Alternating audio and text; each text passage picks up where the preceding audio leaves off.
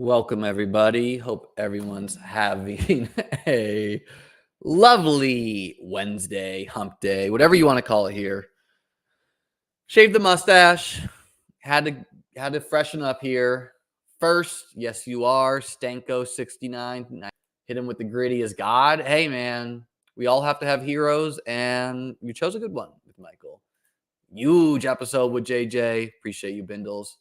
Was on a pod with one of the biggest people in fantasy football, JJ Zacharyson. He was kind enough to invite me on. Had a good time chalking it up with him in before CrAzY draft. Yeah, I mean, look, I look at the other content creators. I noticed they name a lot of their streams a wild draft, a crazy draft. So we're trying that one today.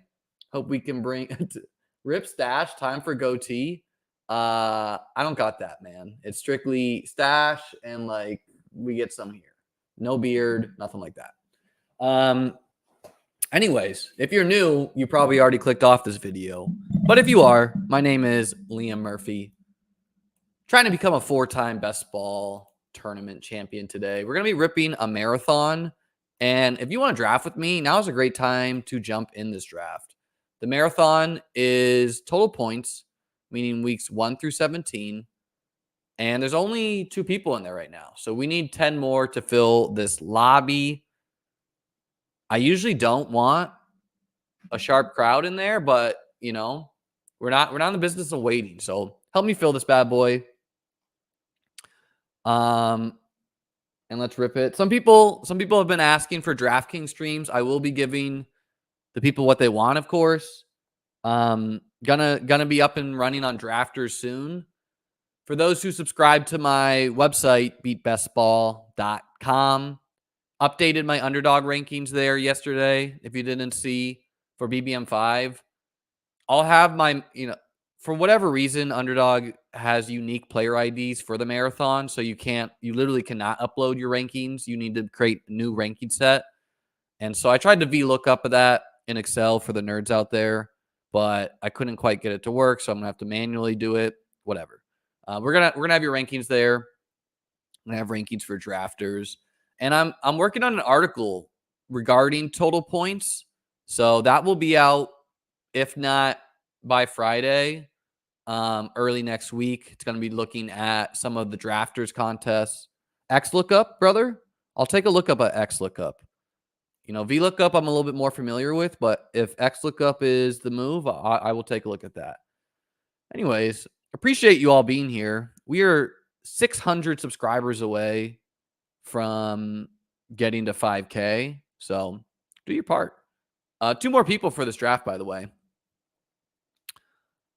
And XLOOKUP way superior. All right. That's all it takes for me.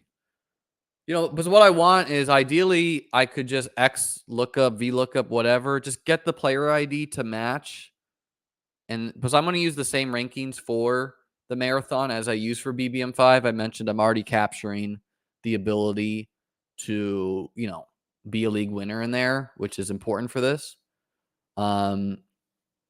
New subscriber. Let's go, Adam, with a cool avatar. In your draft, good luck. Hey, you're kinder than me. Good luck, but like a little bit less luck than me. You know what I mean? Catching a live stream. Yeah, that's why we gave the moon on this one, because it's after 5 p.m. Eastern time, so it's 5 o'clock somewhere.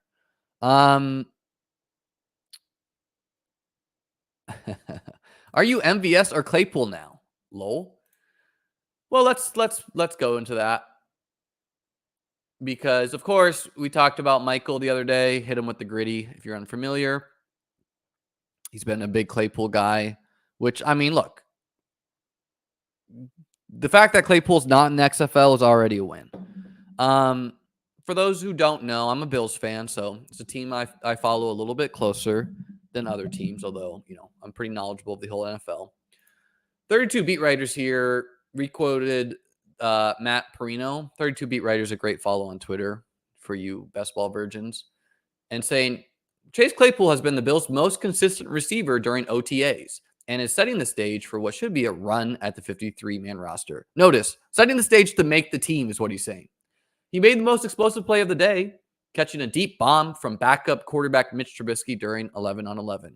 What's noteworthy there is Mitch Trubisky is familiar with Chase Claypool. They already played together, so it makes sense that they would have a connection.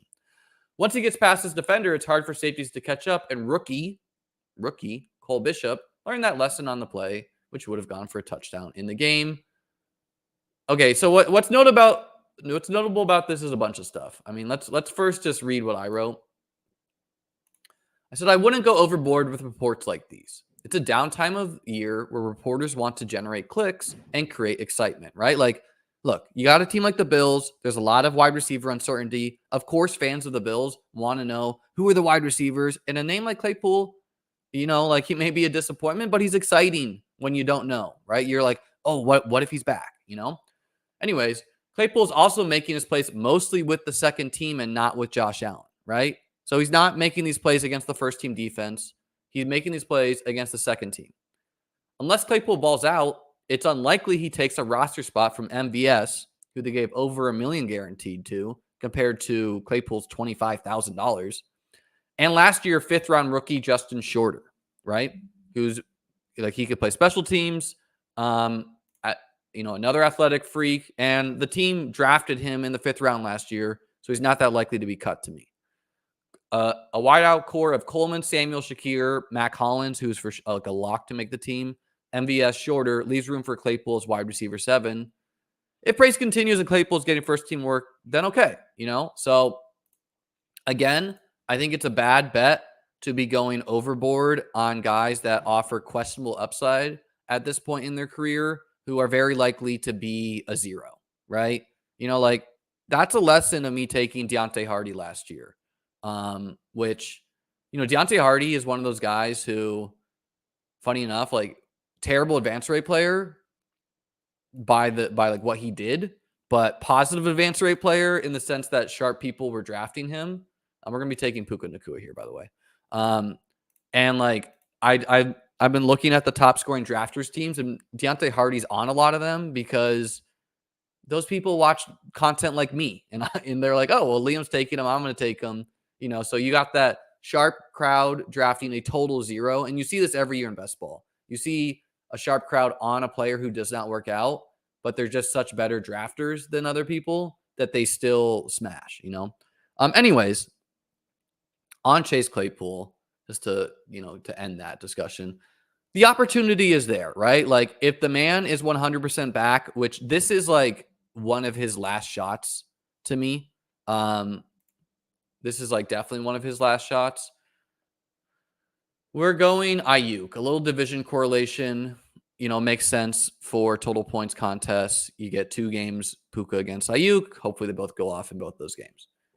We'll get to this draft in a second. But anyways, on the Claypool thing, it's his last shot really to like revive his career. So it's not impossible that the man takes it. Maybe he was fucking around, reality hit him in the face and he's like, shit, I'm going to be in the XFL soon. I need to get my stuff together. And maybe that happens, right? Like maybe that does happen and he becomes the starting outside wide receiver, right?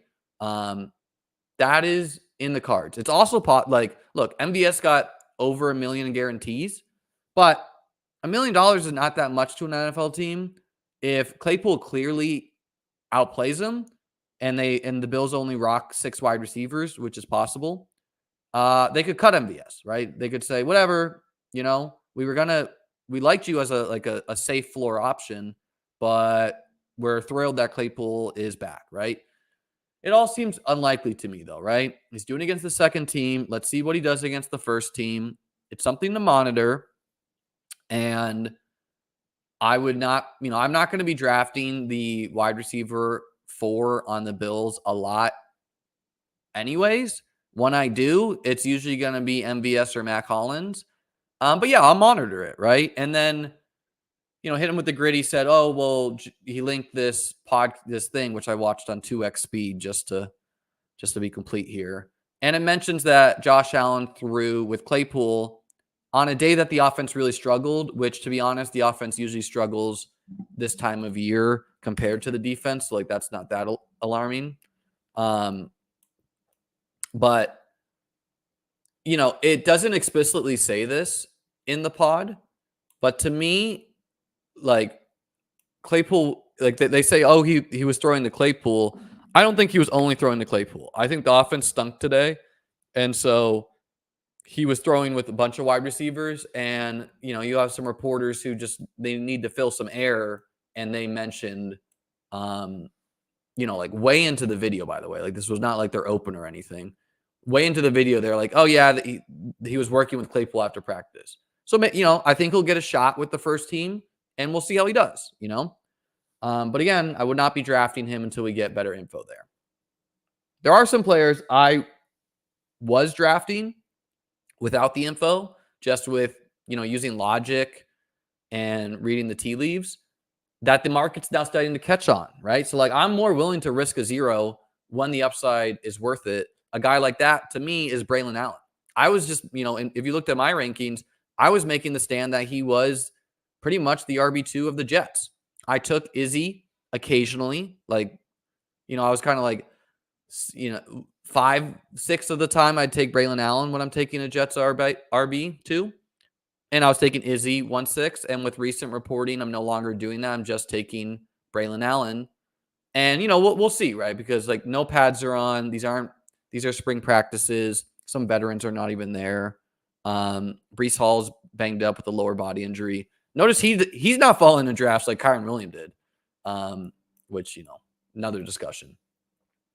Anyways, I don't mind going Cup and Puka on the same team just because they can be just such a high scoring duo. But we're gonna go Zay Flowers here. Really like his ability to just be a player you might need for a total points contest. Think he down the stretch he really came on. It's possible the Ravens even have a better year passing this year. I'm not as into Mark Andrews as some people. So I want to take parts of the Ravens, and I'm not really into Derrick Henry at price either. He's just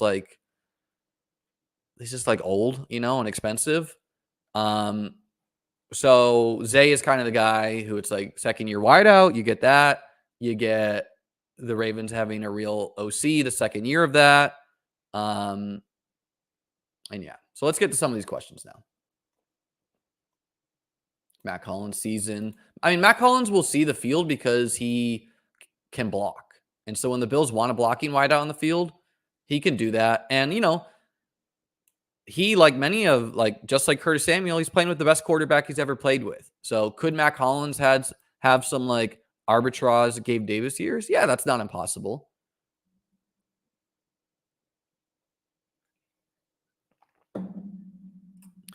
All right. If this video has 300 likes, I will do a second draft. Agreed. This is, mentioned this. This is the marathon total points, weeks 1 through 17. Is it possible to show what draft won the tournaments of the past, mate? I'm curious to see who you drafted. Yeah, I'll definitely pull up my tournament winning teams. Let's do that next time on stream. And I'm also planning to add a section to my site, just kind of like a Hall of Fame of all tournament winners I can find. By the way, Josh Allen, I've seen sometimes go after even Hurts and Lamar. So we didn't get that today. I don't hate going Lamar for the correlation, but we're going to go Kirk.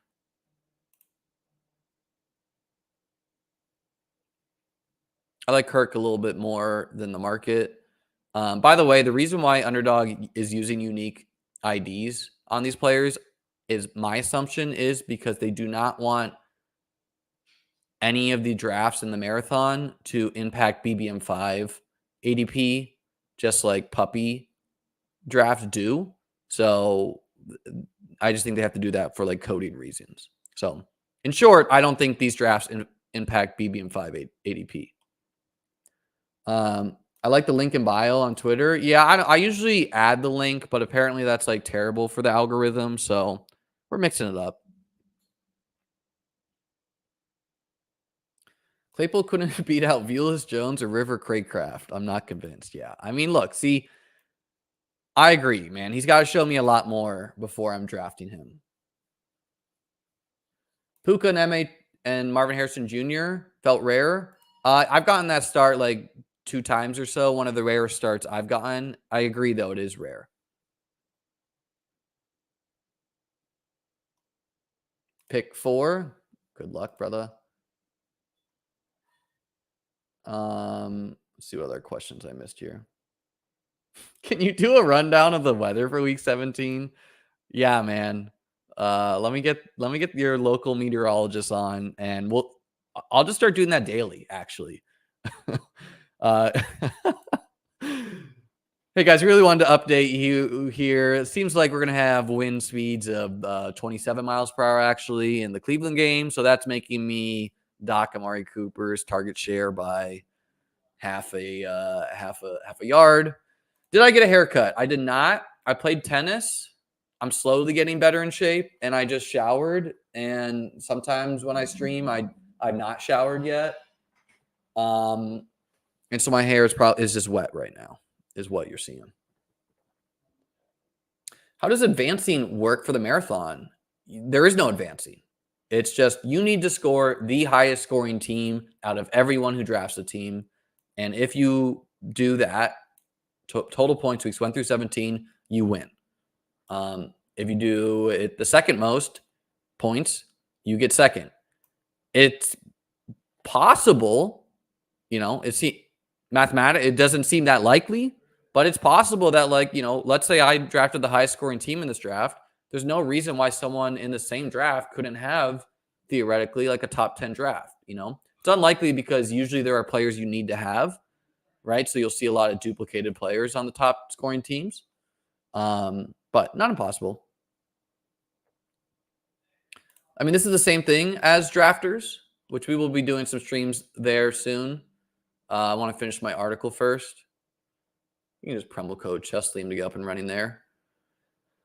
Yeah, Jacobs is now falling to the back end of the 5th, and I think it's fine to start taking him there. I was not taking him in the 4th round. I don't think he can, the Ken Walker seems like a line, right? Where he can't really fall past. We're going to do Keenan Allen, though, this time. Keenan Allen's not a guy I drafted a lot at all, to be honest with you. I draft way more Rome Odunze, and I draft DJ Moore. But I do want to be in on the Bears offense, so, it feels bad the years where Rome and Moore get, one of them gets hurt. Because Keenan had a really fluky season last year where he was a byproduct of the Chargers being dysfunctional and him being the only guy on the field half the time, worth a pulse.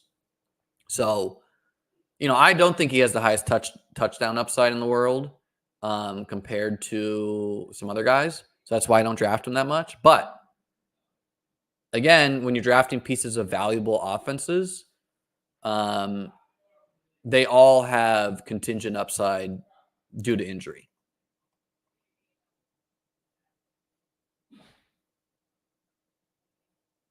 Do you like St. Brown or Jefferson at 5? I had Jefferson at 5, and I've recently flipped it to St. Brown. So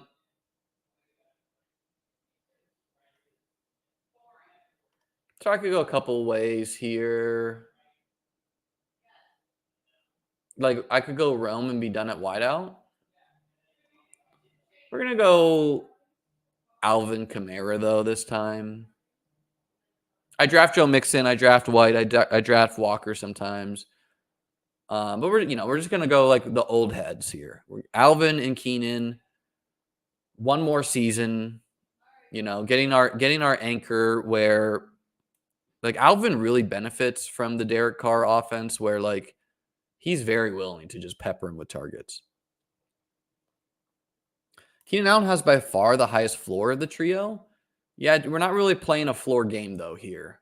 It's if Keenan is not, if Keenan is significantly outscored by Worthy or Ridley or Godwin or Hollywood, he's a bad pick for this. Mixon is hard to click for me. Yeah, like I've never been a Mixon guy, but and I mean he recently admitted that rookie Gerard Jordan is learning the playbook faster than him. Big surprise, a guy who's showed terrible judgment in his life um, is not the quickest learner in the world. That is sarcasm. Not surprised. But I do draft him some because I love the offense. We know they are like obsessed with the run there. It is the Shanahan system. And little confidence in who the RB2 is, which doesn't always mean that the player offers upside, right? Like that's more of a safety thing. But yeah, I mean, could Mixon have 15 touchdowns? Of course he could. Just listen to the JJ pod. Great info. Appreciate you, man. Gonna have JJ on for sure. Do you work or taking time off since winning the tournaments? Well, the past couple years, I've just drafted best ball, and now my job is writing for beatbestball.com. Check that out. $99 for a year will get you everything. We'll get you my rankings, my strategy articles. We'll get you playoff best ball. We'll get you pre-draft best ball. And so, yeah, like want to have children one day. College will be expensive. I think the business side of fantasy football is a lot higher than a plan of winning really variant tournaments every year. So yeah, hopefully I can have a successful best ball business. That's my plan for work right now. And I'm putting work into that. So check it out. Would you say cumulative is more skill intensive than best ball? You don't just have to get lucky the final weeks. I think it's the opposite, actually. It's a less strategic format to me in some ways because draft the league winners is, it's like there is skill in that, but I wouldn't say it's the most strategic thing in the world. It doesn't mean there's no strategy. I definitely think there's strategic things to do. But yeah, no, I don't okay, this guy took James Cook. I took Alvin Kamara. If Alvin Kamara breaks his leg and James Cook goes on to be RB10, was that skillful? Or was I, seems like there's a lot of luck there. So it seems like you're just trying to compound the fact that playoff weeks have randomness and throwing out skill on that, which I disagree. Jake Ferguson, welcome to the team. Total points contest, you really don't want to be buried at any position. And so we're going wide receiver heavy. We're not going to take many more wide receivers. We got an anchor RB here, and we got a tight end who could for sure be a smash, For like Ferguson, something I mentioned, I like Kincaid a lot because he could, draft a lot of him last year. Obviously, first round pick, questionable target competition, could easily be the Bills' number one target. And I think Ferguson's like that, except his ceiling is the second target on his team, on a good team.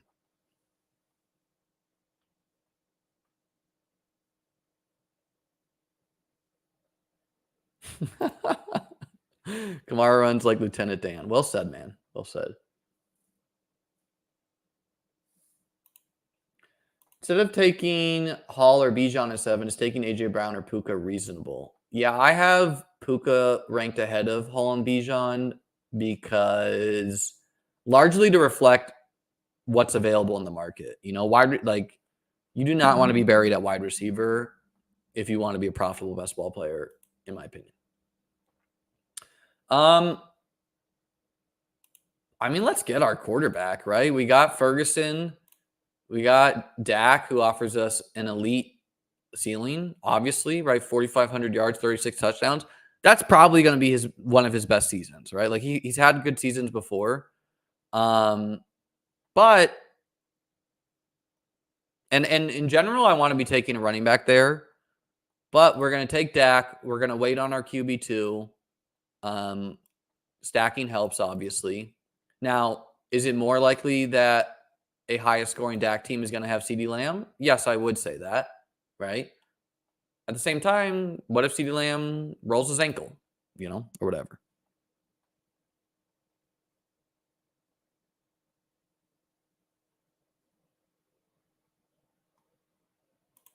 Get your guys. You got it, man. Yeah, Superflex is not something I'll be doing rankings for. I would recommend anyone who subscribes to my site, you can just look at my rankings for each position and then adjust to that, because I mean, Way is it's extremely variant format where it's like sometimes Matt Stafford will go at the 1-2 turn, other times he'll fall to like the 4th round. So you just kind of need to adjust to your room as a drafter there.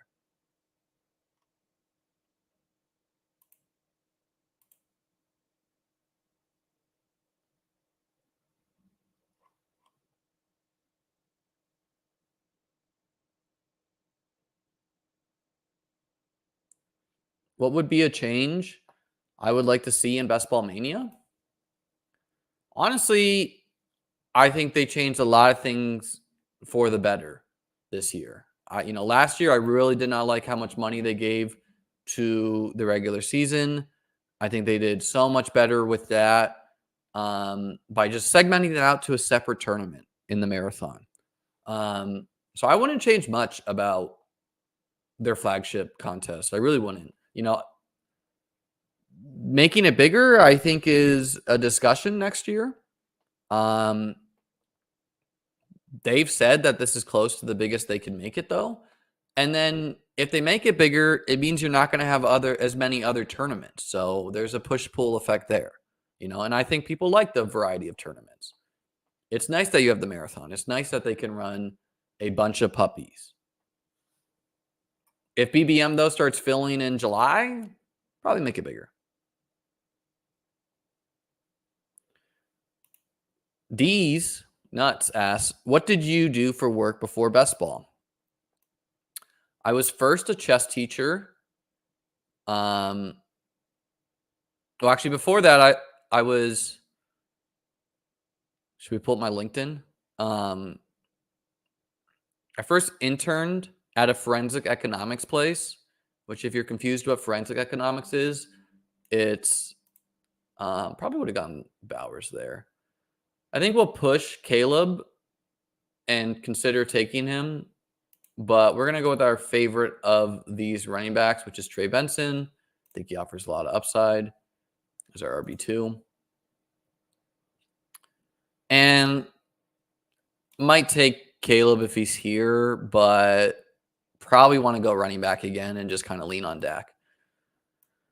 So yeah, forensic economics is in charge of assessing damages. It's a little bit of art, a little bit of science. So like an example would be if you are an electrician and you go to a nightclub and the bouncer breaks your shoulder and you can no longer work again.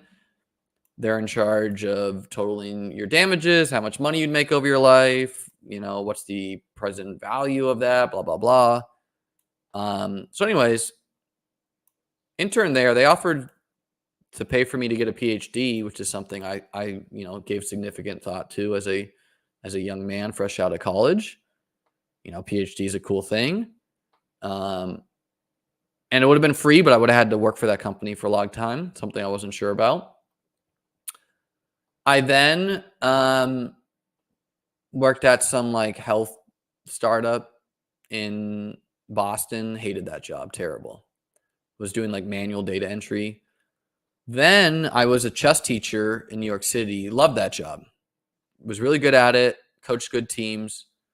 And then I was working for chess.com and chesskid.com, doing a lot of different things, writing articles, doing sales, doing a lot of things like that.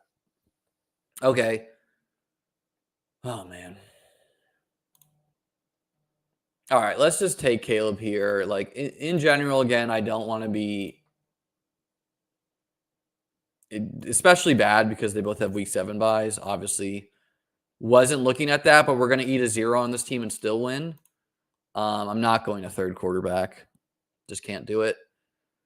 So, yeah, obviously, little streaming mistake. We were answering questions there. Wouldn't say that was ideal, but at least it will be unique. I don't think a lot of people are going to go 2 week 7 buys and eat a 0.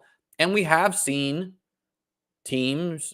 I mean, one year, Jalen Hurts and Zach Wilson, when Hurts got hurt the last 3 weeks of the season, won a total points contest, so not impossible. Anyways, let's get to some of these questions. I should do a raffle when I hit 5K subscribers. Totally. We'll have something like that down the work. What do you think about Ray Davis? I like him. My general feelings of players can be seen in my rankings, of course, but I think he's a decent bet. What would your proposal be for a larger Best Ball Mania be? Larger entry or larger field?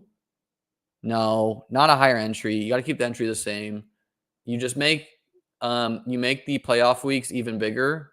So you keep the final size a similar size. Like, I really don't like when the final size starts approaching like 1,000+ entrants, because making the finals, you want to feel like you have a chance to win. You want to have a legitimate chance. You have a chance at life-changing money, right? Like, that's why we play. So if you make the final size like 5,000 people, it's like, what does even reaching the finals mean? You know what I mean?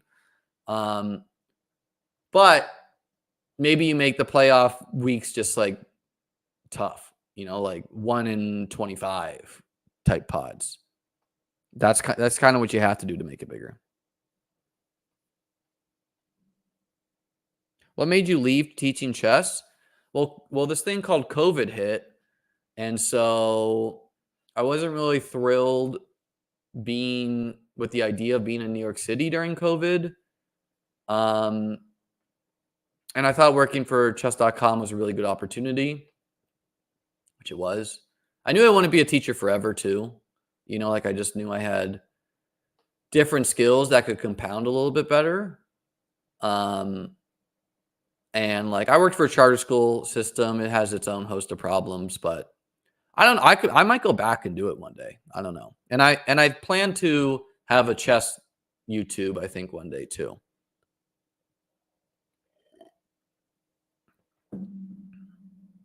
Seems like a lot of sharps are fading Pickens. Feels like he has a legit spike week, such top 12 wide receiver upside. Thoughts? Yeah, I go back and forth on this. I haven't drafted him at all this year. Especially not when he's like an early 4th round pick. I think as he get into the 4th and late 5th, it's fine.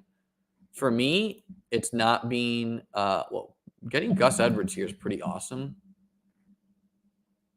Well past ADP, we need a running back. And he was in the mix for me to draft him at the Caleb Williams pick. So it's kind of like we got Caleb and Gus. And like, yeah,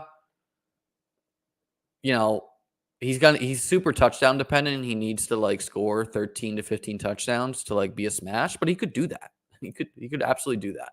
And I mean, J.K. Dobbins could never play football again. And Kamani Vidal, like I wrote in my article, I guess I should pull this up. Like, I'll just read you a little bit, because this is behind a paywall. Only $99 for a year, though.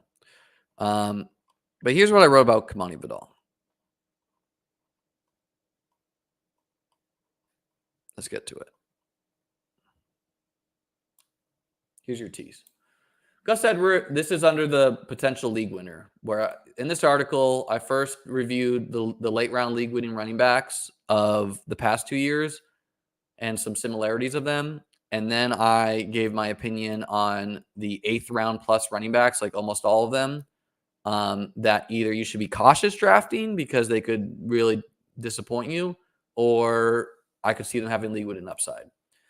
And so I said Gus Edwards and Kamani Vidal and J.K. Dobbins, and I added a question mark there. Chargers win total 8.5. How it goes right. The Chargers are a hard team to evaluate at the moment. Many expect the team to be run heavy with new coach Jim Harbaugh and run-loving offensive coordinator Greg Roman. This has led to Justin Herbert being free in drafts, which is probably wrong. I believe in Herbert's ability to be good and the Chargers to win more games than they are projected for with a good coach in Harbaugh. Gus Edwards seems like the clear target at the moment.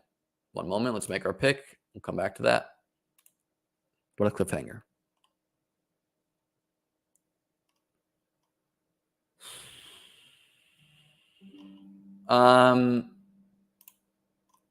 Zeke and Rico is a position I mix on. I'm not drafting Nick Chubb a lot right now at all. Actually, 0%. So yeah, I like getting Rico for sure. Be a league winner. Gus Edwards seems like the clear target at the moment, as we're at least confident he has a role. The 238-pound Edwards punched in 13 touchdowns last year after J.K. Dobbins again went down with injury. Edwards isn't explosive with a 1.65 10-yard split, but actually does have decent long speed. If one of the back, he actually came out as a fullback, so like as a fullback, he's really athletic. If one of the backs behind him carves out a role, I'd expect Edwards to remain the goal line back, where he could again punch in near 15 touchdowns. And then here's what I said about Vidal. It's a bit strange to me that the market is super confident in drafting 6th-round running back Kimani Vidal and the unfortunately oft-injured J.K. Dobbins where they do. When you look at the Chargers depth chart, though, I get it. Someone has to emerge beside Edwards, and they're both cheap enough to take a stab at. Of the two, I prefer betting on Vidal with his 8.81 raw athletic score and elite 1.53 10-yard split. That really is truly elite. Dobbins is a player I prefer to get more news on before drafting, as I don't want to risk a zero at this point in time for a player who isn't even clear what upside he has at this point in his career. Whoever emerges besides Edwards as the 1B or 2 should have value, and it's possibly that's even Isaiah Spiller. A playoff schedule of Week 15 versus 7.5 win Tampa, Week 16 versus 5.5 win Denver, and Week 17 versus 5.5 win New England is outright awesome for the run game. Yes, it's possible Denver and New England take a big leap with the rookie quarterbacks, but it's more likely those teams struggle. It's easy to envision the Chargers running out the clock starting in the third quarter versus those teams. How it goes wrong. It can go wrong for these running backs in different ways. For Edwards, our lack of confidence behind him on the depth chart could be pricing him up like Devin Singletary. He's 29 years old and has never been the lead guy by design. Just because we're not sure who the RB2 is doesn't mean one of Vidal/Dobbins emerges and becomes closer to the 1A to Edwards 1B. For Dobbins, health is the biggest question mark. It's unfortunately possible he will never see the field again. It could be said his offensive coordinator with the Ravens bringing him in is a positive sign that they see a role for him. However, it could also be said that Greg Roman is just doing Dobbins a solid, allowing him to rehab with the team. The Chiefs brought Dobbins in and decided to pass on adding him to their team, which is notable because have you seen their running back depth chart behind Pacheco? And then I list that, which is CEH, Keontae Ingram, and Deneric Prince, and I wrote, yeah. For Kimani, I don't really recall the market being so bullish on a 6th-round selection so early in the draft cycle. If he sees the field, awesome. I also understand the market pricing him up as few have confidence in Dobbins, and Edwards isn't the toughest running back to dethrone. All the same, it's rare for any running back in the 6th round to be a hit, so I'd caution going overboard until we get more information. Summary. Edwards is always in the mix to be drafted by me, especially for half-point PPR. Dobbins I'm not drafting until we get better information. I'm okay missing out on the small rise he'd get with positive reporting. Kimani is a guy I've started to mix in, but again, I don't want heavy exposure to a semi-expensive possible zero at this time of the year. Hope you appreciated that little peek behind the paywall. Subscribe at beatbestball.com to get more like that.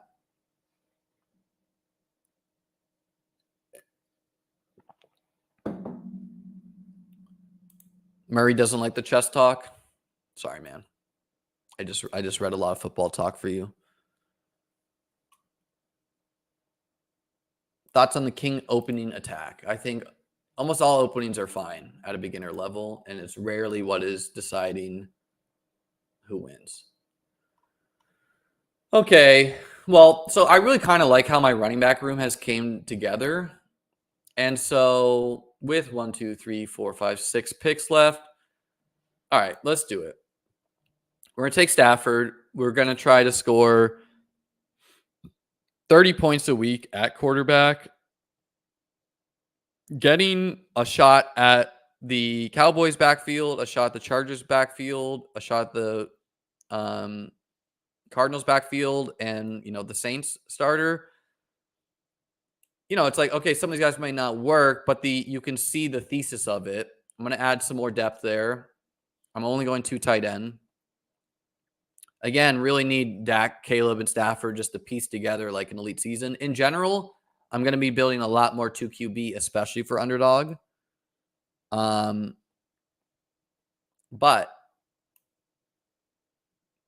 it's okay to adapt in drafts, right? Like with me taking Caleb, I was like, okay, I'm done. But then I got a falling Gus Edwards, who I'm fine betting on. and Rico, who again I like taking a stab at.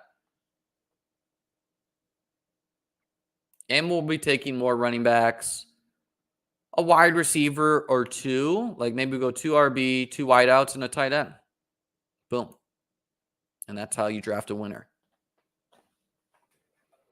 Liam reading to me on my commute home from work, soothing and informative. Appreciate you, man. I got to get up and running an audio pod for people who pay because I want to give you guys something to. Not everyone wants to read, so I want to give you just an audio form, if that's what you want. Let's take Ray Davis here. Taking a stab at the goal line back in Buffalo. Should have a role to start the year. Unlike Kamani Vidal, he went in the 4th round, not the 6th round. Is there something to be said for drafting 2 QBs with the same bias, being unique and stopping at 2? I definitely like it more in Best Ball Mania, even though you only have 14 weeks to advance compared to 17 weeks.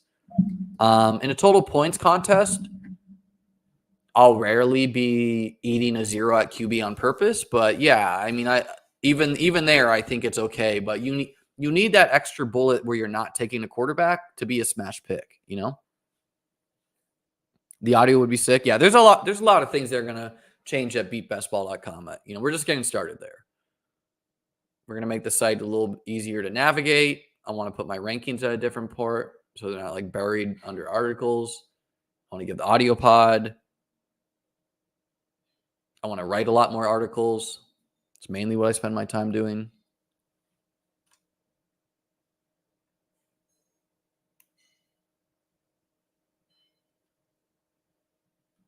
Oh, this is cool. Oh, this is really cool. Okay. This is nice. Isn't this better, guys, now that I got like the full draft board on the screen? Okay, I'm going to need to look at my own stream to see the players. But you guys can see a lot more now. And like I have a really big monitor like this and then my laptop under it. And so I've just pulled it into my laptop. So it's like it's mayhem for me to try to look at it, but if I look at the stream, it looks clean. Do you guys think this looks cleaner? And let's try zooming in now. Yeah, I think that looks good for a viewer. Yeah, you don't catch every one of the 12-hole picks, but who cares?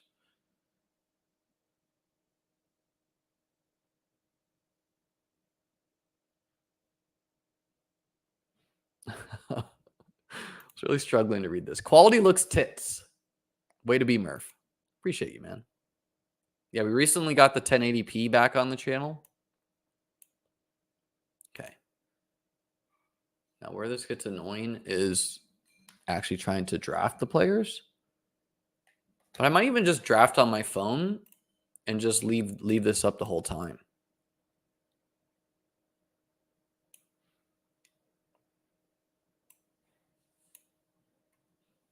There's no reason to have that purple space, you know?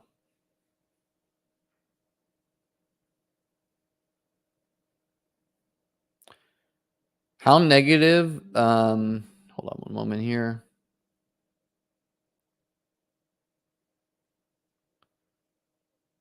Okay. So the guys on inside of me each only have 1 tight end. So I'm going to get my second tight end right now in Tyler Conklin. I like betting on Conklin. Part of the Jets offense, you know, like if Mike Williams isn't 100%, Malachi Corley is kind of like this yak guy. Could easily be the second target, you know. Now there's downside because there's like guys like Jeremy Rucker. They drafted Kuntz. Never confident in his last name. We'll just move on from that one. Ooh, all the people inside of me. Damn, was definitely taking him.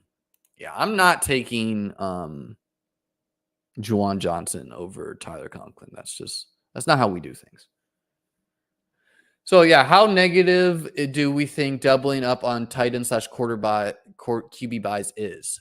Tight end, I care like almost 0%, right? Because it's like, whatever. You don't get 5 points at tight end. That's probably not going to be the difference.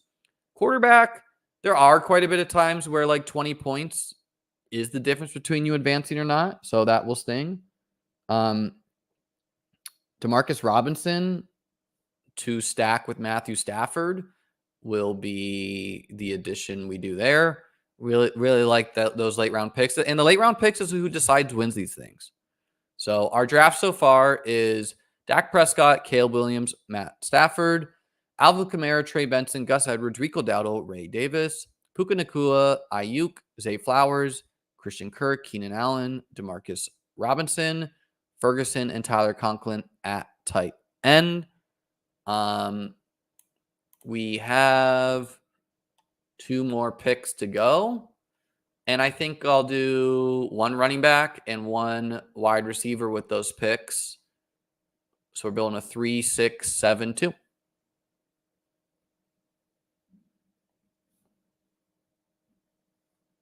C5 or E5 versus D4?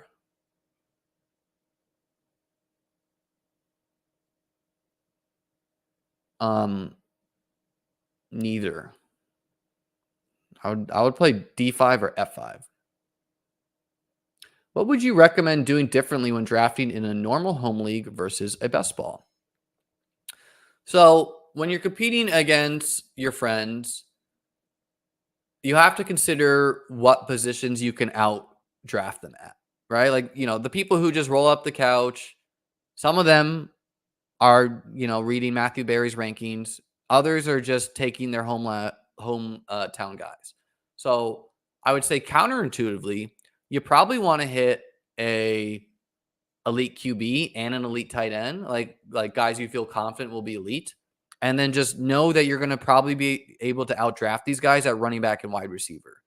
Also, just know who you're drafting against, right? Like, if you're in a room who's going to draft like it's 1999 and like Joe Mixon goes in the second round, maybe that would steer you to like break the tier over, versus like going Puka Nacua like I did. Maybe you would go Bijan or Brees, because you just know that your league mates love running backs. DK draft after this, new subscriber, and want to see the DK King work. I'm really hungry, but we'll check the like count, and we might do it. Okay, we're on the clock here. Again, we're going 1 running back and 1 wide receiver. We got no rookie wide receivers on the team. I could take a guy to stack with Dak, but we're not going to do that. We're going to take Devontae Walker, the rookie with the Ravens.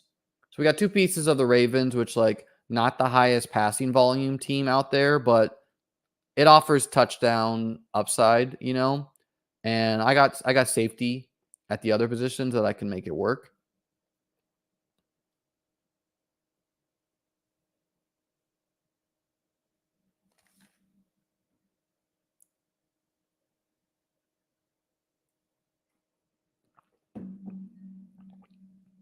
And then I'm going to take 1 running back and get out of here in this draft. So let's check our like content.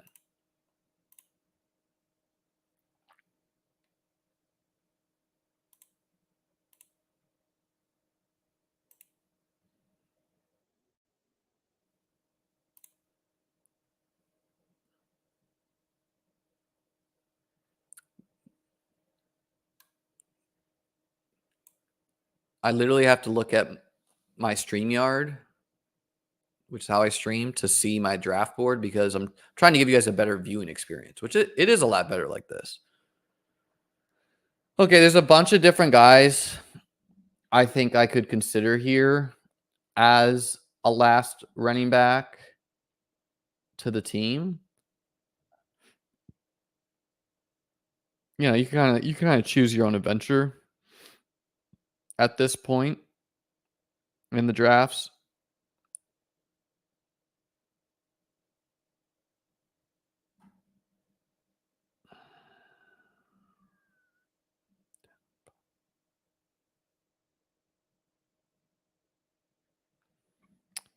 And I think I'm gonna break I'm gonna take the dusty vet who in Deontay Foreman.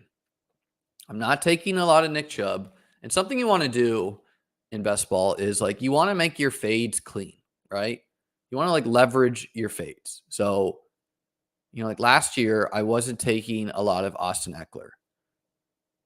In a way to like really leverage that is to take his backup, right? You don't have to do it every time, but where I'm not taking Nick Chubb, I'm kind of saying like it will be the Ford and Foreman show for a team who showed that like while Ford is explosive, they didn't give him much of a goal line role. Kareem Hunt punched in 9 touchdowns. Foreman's 233 pounds, so he's probably going to be the goal line back. Even if he's only the goal line back for like 10 weeks, that's fine. That's fine if he punches in a bunch of touchdowns. I already have 2 rookie running backs, and so I think taking Foreman works well with the rookies. And Foreman has downside, by the way. Like Foreman could be cut and just not see the team anymore. But I like it for this team, so I quite like how this team turned out. Wouldn't usually go 3 QB, but I think it works well. We got Dak, Caleb Williams, and Stafford as QB. So, not much rushing upside from this bunch, but 3 good offenses and all of them could sun run a like incredible year. Kamara, Trey Benson, Gus Edwards, Rico Dowdle, Ray Davis, Donta Foreman. So we got a little bit of more team correlation with Foreman and Dak. And just a bunch of some running backs on some good teams in Gus, Rico, Ray, maybe the Browns, a high upside rookie and explosive back and Trey Benson, your boring veteran who you're just kind of hoping has that like around 1,000 yards, around 500 receiving yards, and get some touchdowns there. An awesome wide receiver room: Puka Nacua, Brandon Ayuk, Zay Flowers, Christian Kirk, Keenan Allen, Demarcus Robinson, Devontae Walker. Walker is a mystery. Robinson could slow off, but he could return value in a stack there. Just some steady vets there, some year 2 players in Zay and Puka. And then Ferguson and Conklin only went 2 tight end. I think 3 tight end is also fine, but we're just hoping that Ferguson is consistent. So is Conklin to some extent, and that they just have some huge weeks. So let's see. We are at 55 likes. I got to see 100. Otherwise, I'll be back tomorrow just because I'm hungry. And usually I like to, eat before I stream so I can rip too, but let's see here. 59. There's 200 people watching, so it really shouldn't be that hard to get to 100. Liamception, yeah, I know. How about them serving me ads on my own YouTube? Like, come on now.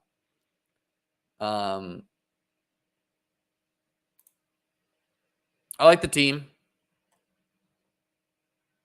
Smash that like button. Please subscribe. We got this little scroll. Please remember to like and subscribe. I still have this button. Don't remember why, but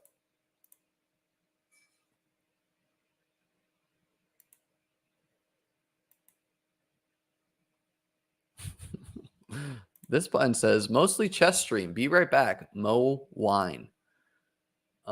Anyways, all right, we'll give this one more refresh. If not 100, I'll see you tomorrow. 73. Sorry, guys. I'm hungry. I need to eat. My lovely girlfriend wants to spend time with me as well, and I want to spend time with her. So I will be back. I hope you enjoyed this stream. If you're not already, a link to join my Discord can be seen below. Make sure you get in there. I notify when I go live. You can follow me on Twitter at ChessLiam and check out beatbestball.com. Peace out.